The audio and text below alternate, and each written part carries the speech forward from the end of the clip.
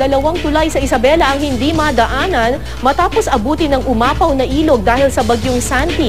Sa Kalumpit, Bulacan, lubog pa rin ang ilang barangay na nakaranas ng tinatawag na backflooding. May news to go si Salima Refran. Kahit wala na ang bagyong Santi, bakas pa rin ang epekto nito sa ilang barangay sa Kalumpit, Bulacan na nakararanas ng backflooding. Ayon sa PDRRMC, doon nasalo ang tubig mula sa Pampanga River na dinaluyan naman ng baha mula sa Arayat at Candaba. Nasa Alert A na ang baha sa mga barangay ng Sapang Bayan, Frances, Maysulao, San Miguel, Gatbuca at San Jose. Hanggang tuhod ang baha sa ilang apektadong lugar. Sa buong lalawigan, 2 naiulat na namatay dahil sa bagyo. Isang residente ang nalunod, isa naman nadaganan ng gumuhong bahay. Umabaw naman ang ilang ilog sa Isabela dahil sa masamang panahon.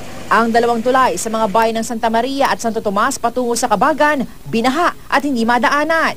Kaya mga residente, sumakay na lamang ng bangka para makatawid sa kabilang bayan kahit napakalakas ng agos ng ilog.